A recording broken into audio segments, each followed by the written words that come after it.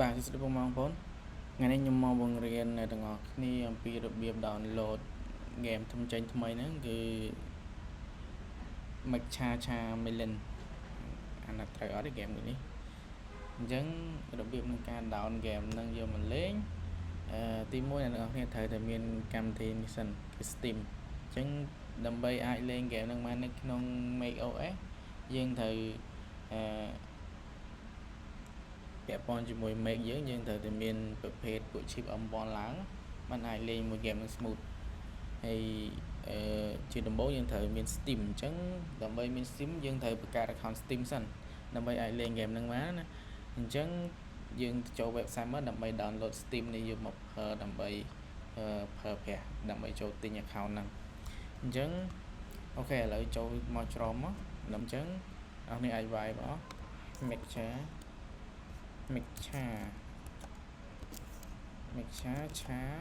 Melon on Steam អូខេនេះអញ្ចឹង website នេះយើងអាចបើក website ហ្នឹងមកពេលចេញបែបនេះយើងអាចចុចពាក្យថា install Steam ហ្នឹងមកកន្លែងពណ៌លឿងនេះខ្ញុំដាក់ម៉ៅហ្នឹងយើងចុច download អាហ្នឹងមកនេះកន្លែង install Steam យើង install វាមក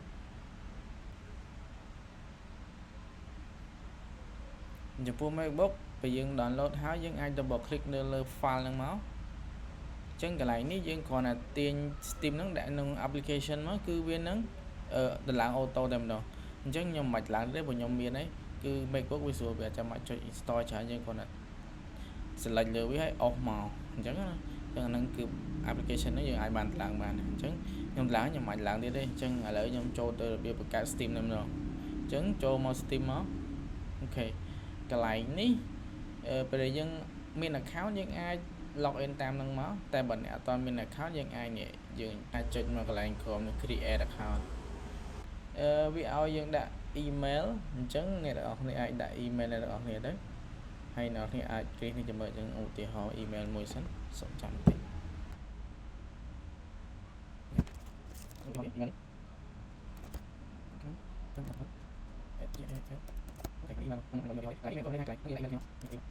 ហាំមក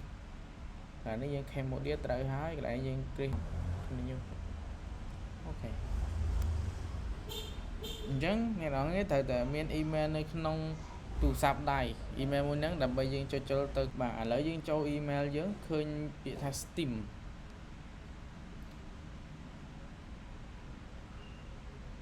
កន្លែងហ្នឹងបន្ទាប់មកពេលដែលឃើញពាក្យថា verify mail address អញ្ចឹងយើងចុចលើហ្នឹងមកហើយយើងបើកទៅ Google ទៅឬក៏ Chrome ទៅដើម្បី verify អូខេឥឡូវយើងចុច verify ហើយយើងក៏លេខមកទៅលើអេក្រង់កុំព្យូទ័ររបស់យើងវិញវាឲ្យយើងដាក់ password អញ្ចឹងកន្លែងនេះ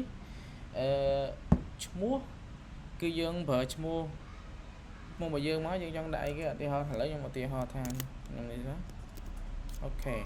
ឈ្មោះកន្លែងហ្នឹងគេឲ្យដក clear ទេអញ្ចឹងកន្លែងនេះអូខេអញ្ចឹងកន្លែង password ជាទូទៅវាឲ្យយើងវាយជាលេខបើន័យថាឈ្មោះឬឈ្មោះលីលេខនិងអក្សរប្រភេទដូចជា add អក្សរដុល្លារឬក៏ឈ្មោះហ្នឹងអាហ្នឹងជាលក្ខណៈអក្សរពិសេសអញ្ចឹង password អ្នកនរគ្នាអាចវាយបានឬក៏មួយទៀតបើសិនជាវាយនៅតែមិនដើរជាមួយខ្ញុំឧទាហរណ៍ខ្ញុំអាចឧទាហរណ៍មើលបានតែចាំខ្ញុំដាក់ឧទាហរណ៍ password នៅខាងក្រោម description ដែលអ្នកទាំងអស់គ្នាអាចយកគំរូតាមហ្នឹងហើយប្រើបានហើយបើសិនជាមានចម្ងល់នៅតែអត់បានទេអាចឆាតមក Telegram ខ្ញុំមកដើម្បីខ្ញុំជួយបន្ថែមជួយបញ្ចូលបន្ថែមណាអញ្ចឹងកន្លែងនេះគឺខ្ញុំសូមវាយ password បញ្ចូលអញ្ចឹង password ហ្នឹងដូចខ្ញុំបាននិយាយខាងលើអញ្ចឹងបើសិនជាអ្នកនរគ្នាវាយនៅតែមិនចេញខ្ញុំមាន sample នៅខាងក្រោម description របស់ខ្ញុំអញ្ចឹងអ្នកគ្នាអាចមើល sample ហ្នឹងហើយធ្វើ password របស់ខ្លួនឯងទៅ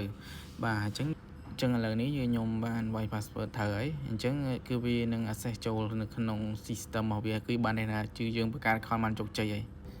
អញ្ចឹងកន្លែងនេះគឺខ្ញុំ log in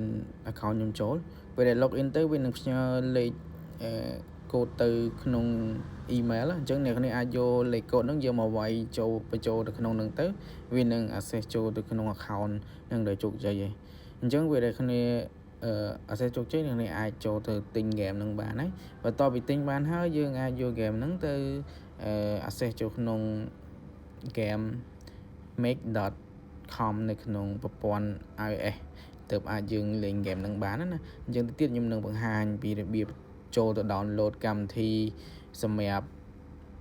ប្រើប្រាស់លេង game ហ្នឹងនៅក្នុង Make អញ្ចឹង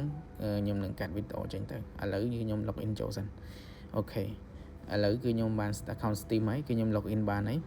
អញ្ចឹងយើងអត់ធ្វើអីទៀតទេគឺ account Steam យើងបានជោគជ័យហើយ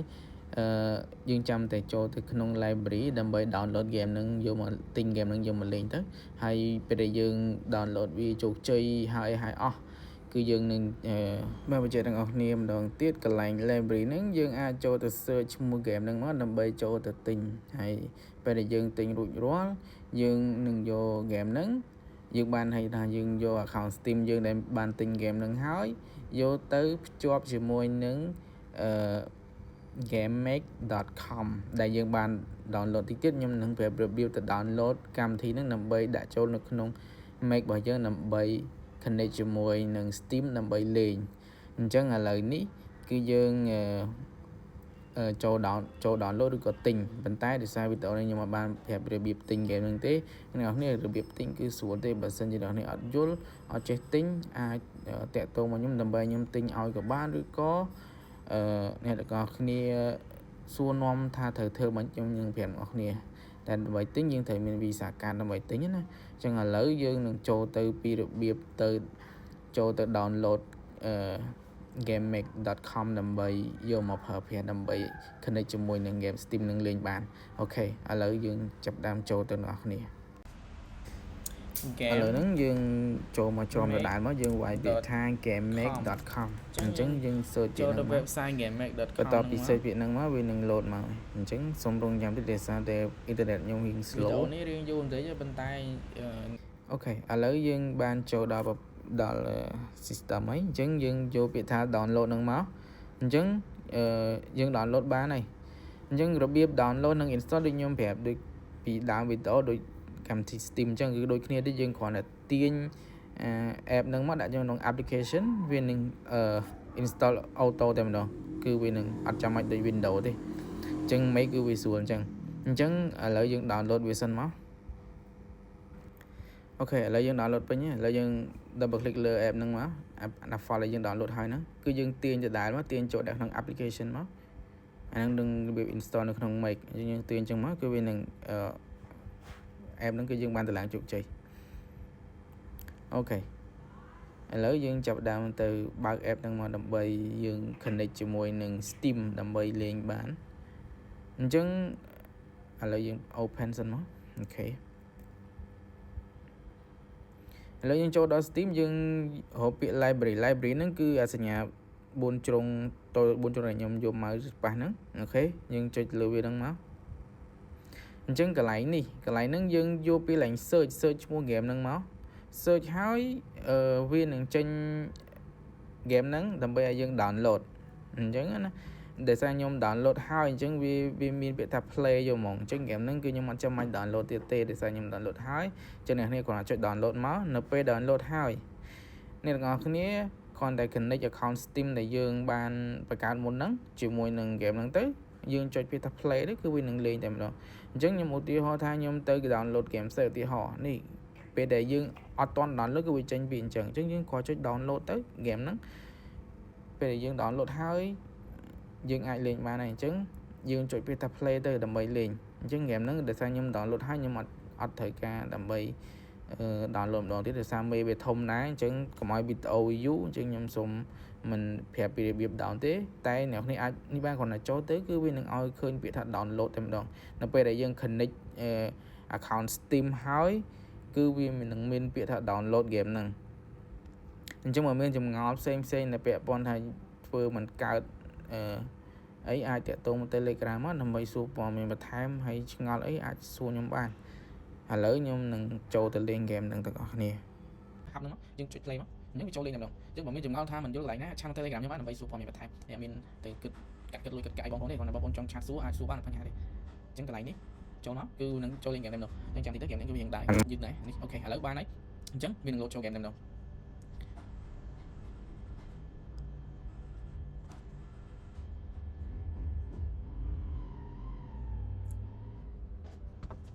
ok lấy ba này thì sai nằm toàn miền server chẳng vô cho cái thay server hay cái này nữa ồ nhiều mọi người rồi cái này đi nhưng bật đấy nhiều mọi người đi chẳng nhận thấy đã một tất thằng lơ thằng gồm nữa cái bắt đầu nó thấy ai lên telegram nhé ai channel nó bán super miếng chứng cái này ní rồi thì cho bảy cái chứng thằng này còn tới với laptop với con sim escape mà chứng escape nó ESC nó chơi năng quá ok nhưng thôi khỏi vậy chứng cái này ní bây giờ dân chân lấy những chỗ bị tham phone server cho lại nó mới vô bị tham public hay cái này ní dân hở server dân nè dân chân lên khẳng để chơi lại sới tập sới mới dân kênh server mà này chứng mấy thằng lớn nó tao lấy về nó cho lấy cho bị cho nó bán ní để sao kia công lấy in progress nữa nhưng sang đi bảo cái công lấy này cái công lấy chứng dân còn là trông để liệt cả đấy nhưng chẳng biết thì bây giờ bị thay turn switch thay thọ nó chứng này bây chân lên từ dấu chỉ hùng server này là dân thử đại min nè cầm phong về thính chân dân ảnh hùng server giấy là cái đấy là United States nhưng cái hai bán này chân này cứ con mình lên đi chân dân ảnh Africa nó sẵn rồi nó mình lên chân thằng đi vào chợ mình lên này tung màu 4 chân con mình lên chân hiện của bạn bị chán server Taiwan Hồng Kông nó sơn cái này đi also mình lên ở đây nó này hay muốn chơi dân ai lên chỉ thêm dân ai server dân server là bây giờ dân cho anh nó là bây dân lên chung nhiều chứng cái này tiết kiệm đi dân thua chứng người từ nhân nó ok ai lên bán dân ok nhưng cho anh người đó này giờ là cái công lực bao nhiêu dân ai lên bán nhưng lên bán đấy trong chợ than nó không mấy thậm chí